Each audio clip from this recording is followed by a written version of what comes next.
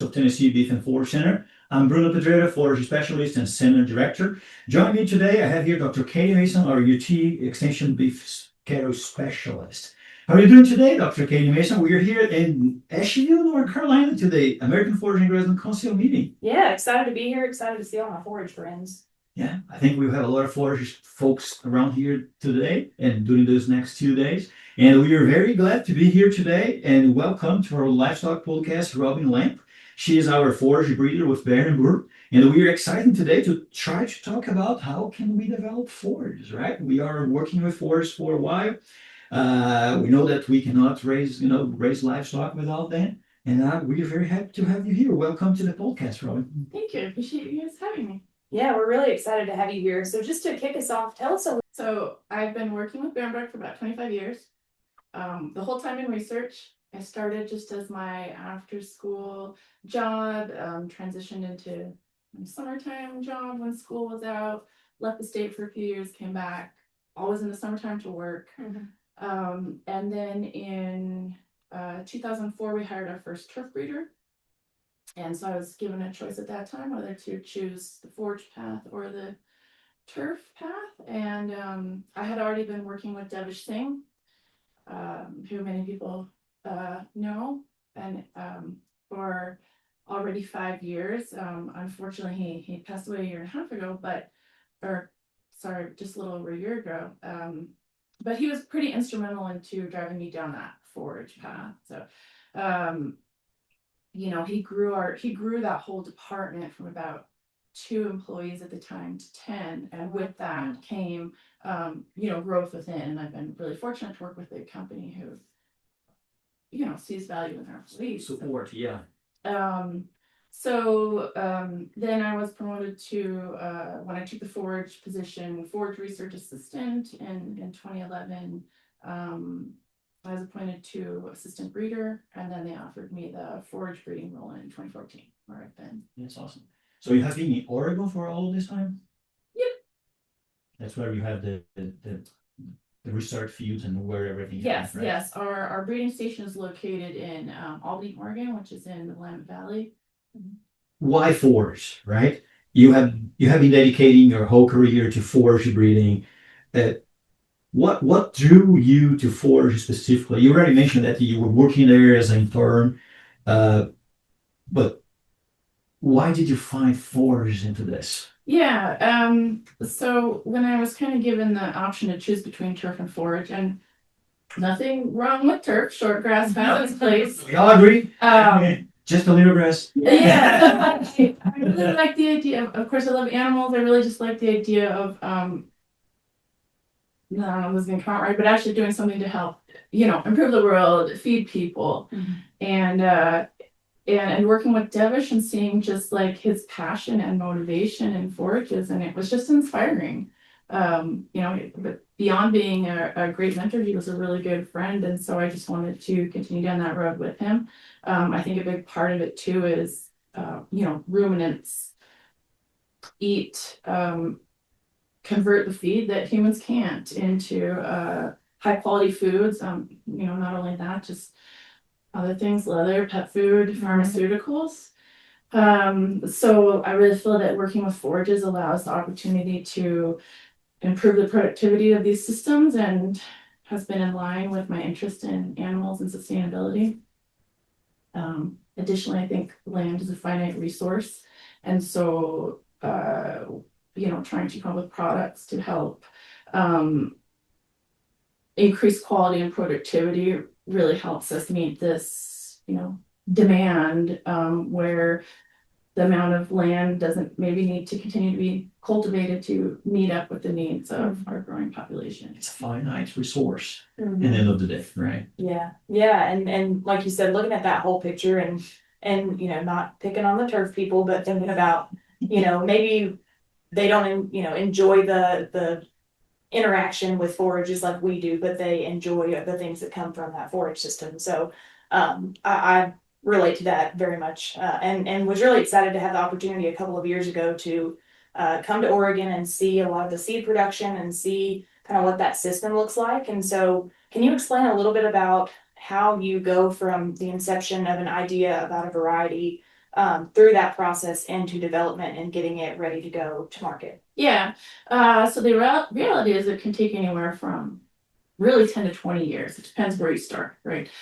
So you can take an already commercialized variety and refine it, and in a short amount of time you can have a finished variety. Or you can start at the very beginning with collections. You do traditional breeding, but it all takes time, and we spend anywhere from 6 to 9 years, 6 to 10 years just in the testing process. And that's strictly because we want, anything that may go wrong, we want that to go wrong at our hands, not the hands of the end user. Yeah. Right. So that's why we do put a lot of time into testing. And when we say testing, you're talking about measuring yield, quality, milk teeth value, exactly the plant, right? Yep. And we do, as I mentioned, we're in Albany, Oregon, which is in the Willamette Valley, grass seed capital of the world. And so things grow very nicely there. We have this setup of these mild and wet winters and springs, and dry and hot summer and fall, and it is the perfect setup for grass seed production. But that doesn't do us any good. We can't tell how those plants are going to behave in the market area in the deep south and the east with humidity. So we do all of our testing in the market area. If it's a variety, we're looking for cold tolerance, we're going to send it up maybe to Michigan or Minnesota. If we're looking for disease resistance, we're maybe going to send it somewhere on the East Coast. So we really need to know what those what at that time they're still experimental, but what those varieties are doing before we bring them really into our portfolio. And beyond just forage testing for yield, quality, disease, we also do in Oregon our own seed yield testing. So we really cater to end users. We have the producer who is feeding their herds, but we also have the seed producer that you mentioned, who ultimately have to make a livelihood, and without them, we wouldn't have the end user producer. So we need to find that right balance of a product that can have high forage yield, also high seed production yield, so that's economically stable in both windows. And the reality is, those things, they overlap, but not the way you want them to. Right. Usually with higher quality, you have lower seed yield. So that's where you do kind of have to have that compromise. That's tough to nail down. I remember having this conversation when I was down there in Brazil as well, working with the breeding program. We always, fought a lot on that because sometimes we as a faculty, as researchers, we love such a plant, but then when we were talking with the industry, you guys were like, yeah, but there is no seed production. How can we sell it, right? Yeah. How can we spread those seeds around if we don't have enough? Yeah. It's always an issue. Yeah, and we go through that a lot. We cull a lot of varieties just because they're not economically viable on the seed production. And that's, you can give a premium to a point, but the other point is how much is someone still going to pay for that final product. Do guys do any work on the animal performance as well? How do you evaluate how much that for? Because sometimes we can have a product that has really high quality, but we cannot translate it in animal performance, right? Right. And we have done those animal studies. And I not meaning to pass the buck, but that's more kind of our marketing team where they go out and they create, it's already usually already with commercial varieties or something that is to be commercialized soon, and they will get those animal weight studies and to show that comparison. Here's gains compared to a traditional tall fescue that your granddad used to grow, compared to what we're showing here. So I think another thing, Robin, as you were here today, and one of the things that I like with this podcast is to share with farmers things that sometimes we don't see, but it's happening. From a breeder perspective, because we are end users, we just want to go there and buy a variety, right? But you were there crossing and making those and having the power to create those new plants and evaluating all of them.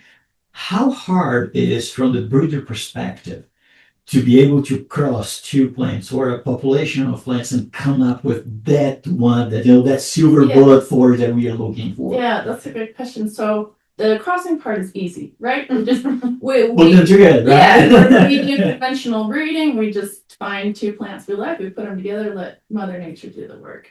But yeah, to your point, that is part of what takes so long. Then we are planting out populations. We're screening for exactly what traits we're looking for. I would say probably only 10% of what we send to a trial comes back that we're moving forward with. So I know it sounds kind of counterproductive, but our goal is to really kill a lot, right?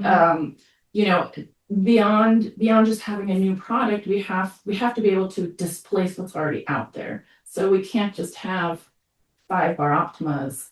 That doesn't really do anyone any good. So and you know, of course that happens, but that's not the goal. So it's a lot of looking at the plants, you know, at our level in Oregon. If they can't survive, say, three summers in Oregon without irrigation, they're not going to survive one season in the South of Alabama, right? So we're screening for years in Oregon. We're also screening for years in the market area, and that's why it does take so long. That's one thing that as a graduate student I had to think about a lot is the turnover or the length of time it takes for just a regular forage project, right? A grazing trial, a variety trial, whatever, and thinking about the breeding side, you know, you've got to be committed to see that through for a while, or have somebody that's going to take over and see that through for a while. So I maybe shifting gears a little bit, but I'm thinking about students, you know, at this meeting that are coming to learn about career opportunities. And you said that you started as an intern. What kind of advice do you have for students who want to get into that forage breeding aspect of this industry? And they don't have much, right? It's important to mention they'll have very few forage breeders in this country. Right. You know, I think it's just finding what that passion is for you, right? I mean, I could be equally happy breeding turf grass. Like you know, I just enjoy plants in general, right? But the end is, I guess, like looking long term, like that's what makes it exciting to me. That's what makes it, you know, what can we do in the future? I mean, we are going to have to feed more people. We're going to have to do it economically. We're going to have to do it sustainably, and you know, there's a healthy way to do it. And so I just think finding that, you know, maybe that end goal isn't the passion. Maybe it is just the plants. Maybe it's a specific species, and that's fantastic. But just, you know, follow your heart and what interests you. Otherwise, it's not, you know, it's not going to be valuable to you if you're not interested in it. Oh, and with that, you give me a good segue here to, you know, coming to the end of this conversation. As you look to the future, and you already start a little bit on that, as we thinking about all of this finite resource that we have around, what do you see coming next for forage breeding and, you know, programming of forage systems? When we think about, you know, what should producers and industry professionals, you know, thinking and get together, what's coming over the next 5 to 10 years? You know, I really think it's going to be sustainability. Look, like the reality is things are changing. It doesn't really matter, you know, what side of policy you're on, but legislation is already happening. You know, especially if you can look, you know, Barenbrug is a worldwide company, so we have sister companies and sister breeding stations on 6 different continents actually, and you know, Europe is already cutting chemical use, right? So things like that, water loss, and even beyond that, like consumers are just demanding it. There's a younger generation who are, I guess, a little more looking for sustainable options. They want things for themselves and their families in the future, and you know, things are just changing. Climate adaptation is already an issue. We see warm season grasses pushing north. We see some of the cool season grasses retreating from these spaces, and this will likely increase. So really, I think Barenbrug's plan is to use more of these like blends and mixtures to kind of hedge bets in times of these uncertain weather events, unpredictability, but then also being that we do have these other breeding programs worldwide, we can look to our colleagues in places like Australia, Central and South America that have these higher heat indexes or drought, tropical systems. And, not only can we get information from them, but we can also test their material, see what can work in our portfolio and what can work here in different places in the US. We are looking to bring in more warm season species and really even starting with kind of some warm season breedings for the US. I remember we visited 2 years ago, maybe a year and a half, 2 years ago in southern Tennessee. We started some Bahia grass, right? Yeah, one of the prettiest Bahia grass stands I'd ever seen in Tennessee. And it wasn't supposed to be there, right? It's kind of farther north to something like Bahia grass, but we do have it now. I'm not saying that we're going to plant Bahia grass in whole Tennessee. Okay, don't judge me on that. But yes, I think it's something that's really interesting that we will see in the next 5 to 10 years is how those plants are shifting north. Yeah. And so we acknowledge we do have a small, really small warm season portfolio.